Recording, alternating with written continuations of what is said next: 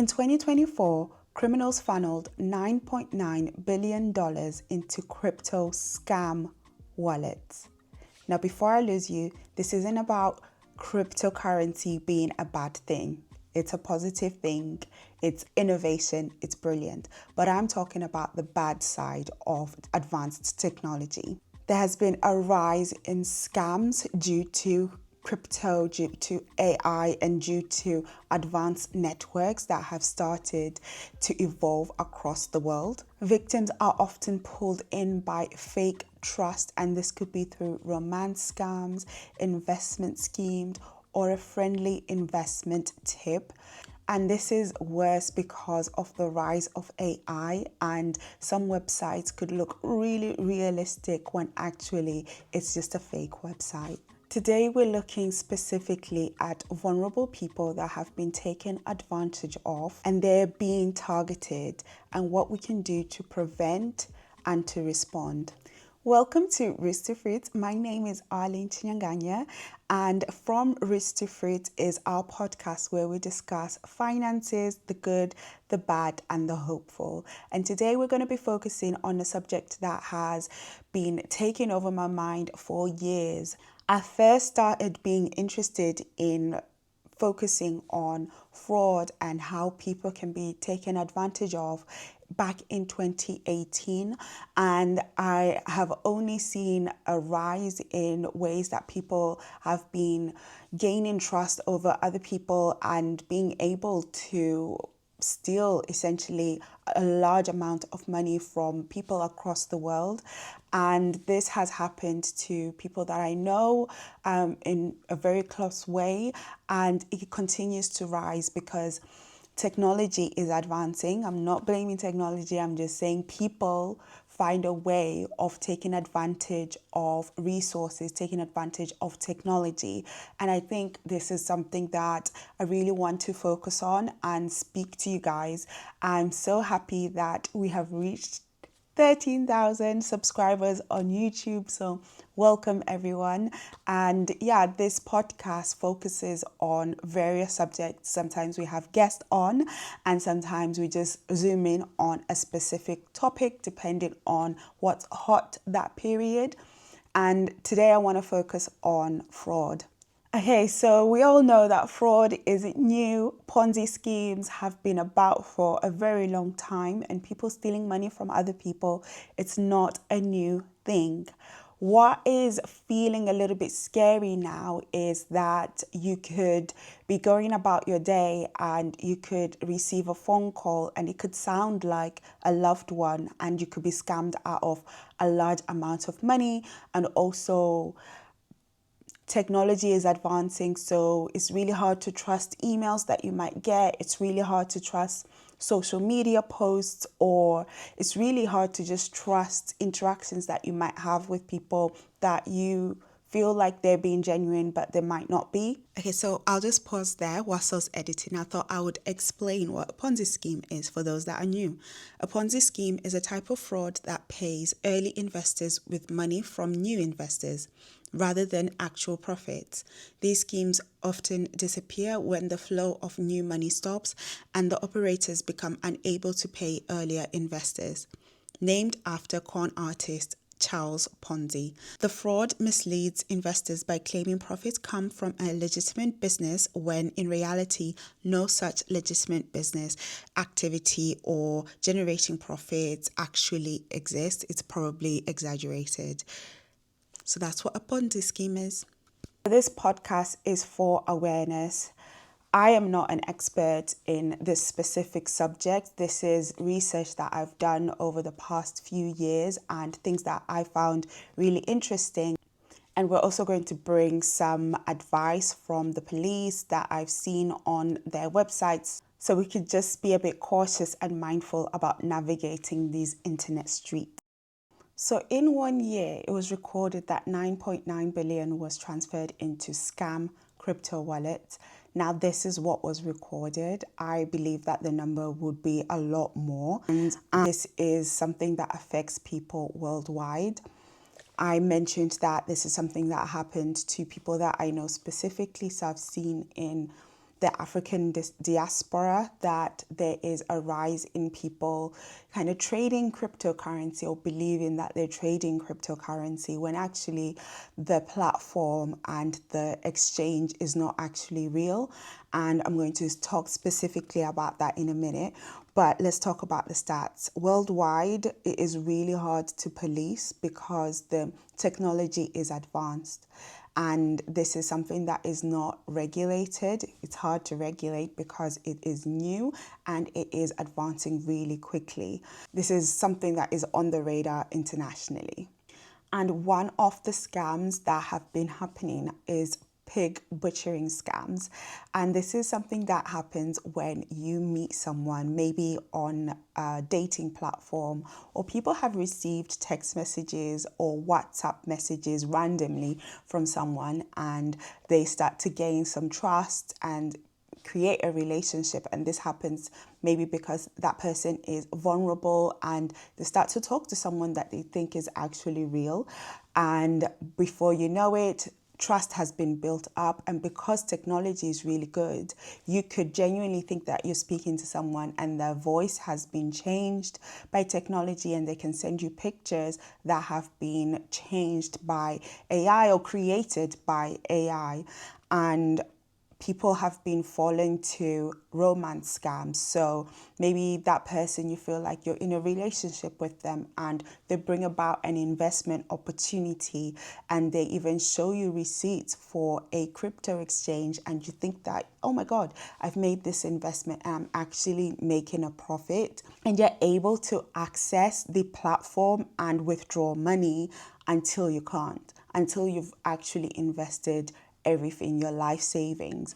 And it's called pig butchering because they take you for everything that you've got. They keep going until you've got nothing left.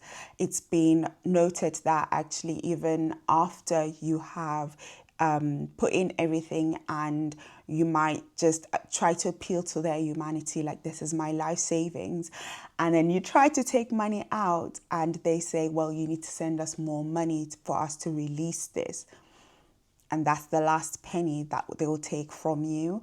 And a lot of people have fallen victim to this, and it is really, really sad because it can happen to anyone. There's also been a rise in kind of fake influencer generated videos. So I've noticed that when I follow an influencer that maybe talks about finance, and all of a sudden, as soon as I follow them, their real account, maybe 3 or 4 of these bot accounts on TikTok or Instagram follow me back and then try to send me a DM to like gain trust and act like they are that actual person.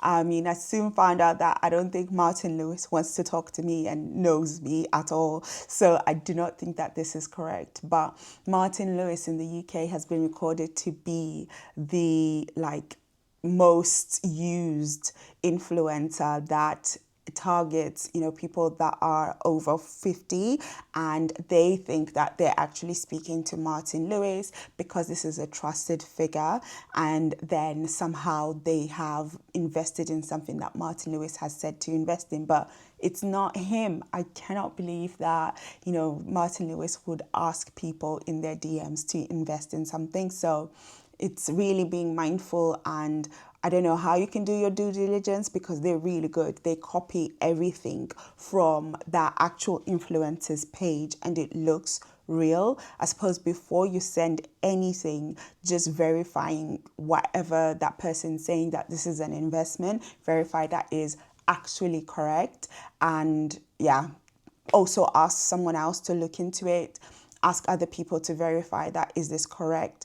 Check the actual FCA website to see if maybe this page or this person or this organization has been flagged as fraudulent. That is also something that you can do.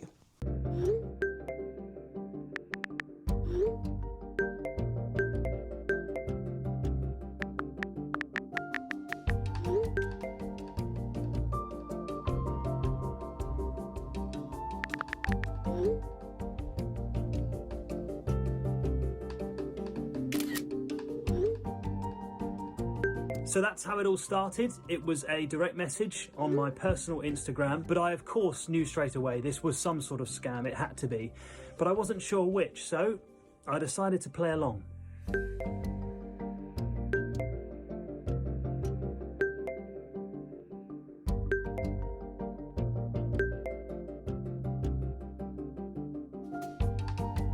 I want to see if these pictures are of a real person.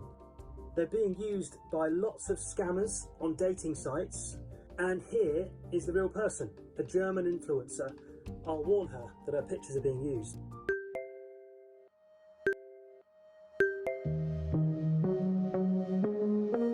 This explains a lot. Jessica's just sent me a screenshot of her cryptocurrency profits, $47,000, and she's basically saying, you can be rich too. So, as suspected, and much to my wife's relief, this is indeed a pig butchering scam. Pig butchering scams are a big problem. The US FBI estimates that at least $3 billion were lost through them last year. Jessica is a name scammers have used before.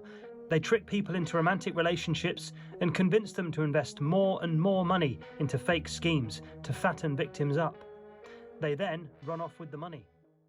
So let's talk about how it actually works. After researching this and hearing a lot of people's stories, it is pretty much something that they've created a blueprint over. So first, it is building trust. So it could be that romance scam, or it could be someone that you think is a friend actually comes to you. They might think that it's a genuine investment, or they might know that it's not a genuine investment. But again, you already have trust with that person, or the romance one that I mentioned earlier. Or it could be a fake website that claims that you're going to be able to invest and get so much back and quickly. Remember, if it sounds too good to be true, it most likely is too good to be true. So first, they build trust. They exploit your weakness, and also maybe you might be in a vulnerable position as well.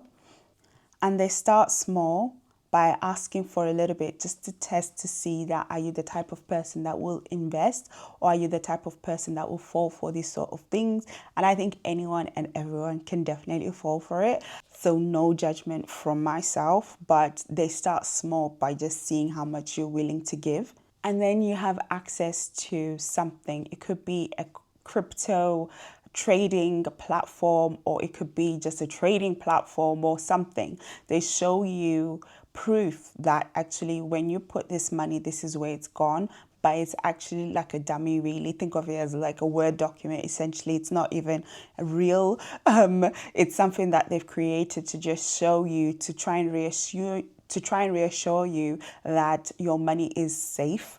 But then when you try to take it out, that's when you figure out that it actually isn't. The next step is, by having access to this platform, you start to think that you're actually making a return and that you're making a profit, because you can see the growth in the asset that you just bought. Maybe it's that crypto that I keep mentioning. And then you think that your investment's actually safe and it's growing, until you might feel like, you know what, it's time for me to take my money out. And then you notice that actually this isn't real, or they come up with excuses why you can't take your money out. And that's when they block access to you. And with the romance scams, that's when things start to seem like, okay, this person isn't actually a real person, and they start to turn a little bit nastier, and then you can't take your money out. And then unfortunately, the next step is when you've now realized that, oh my God, I've been scammed, and then you cannot take the money out. And then they try to get just a little bit more out of you by saying that send us this little, maybe 10K to get 100K back. And they take the last that you have. And that's when the pig butchering term comes from. And unfortunately, it's really hard to trace all of this because it's international. And if it was in a normal bank account, then you can go to that institution and, ask for your money back, and you can trace it in that way. But this is really sophisticated, so it's hard to get your money back. So what can you do if you or someone you know is being targeted? First, stop all communication with whoever you're suspecting. stop communicating with them, because they like to create urgency and they want you to act fast. So maybe taking a beat, take a step back, so then you can create a plan for how you can move forward.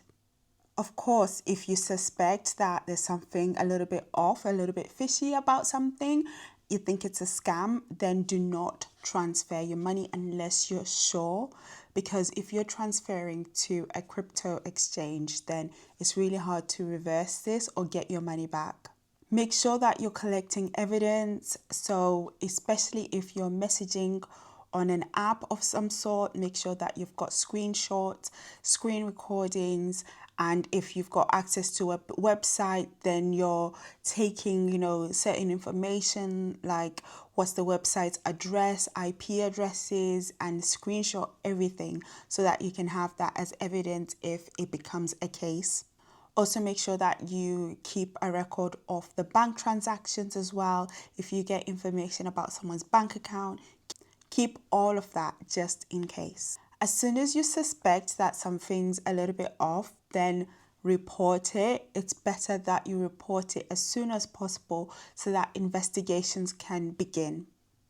So you can go to Action Fraud in the UK, you can go to your local police, and you can also report the crypto exchange that is being used, especially if it's being used for fraudulent reasons, then they need to know. So if they've got a complaint department, then report it.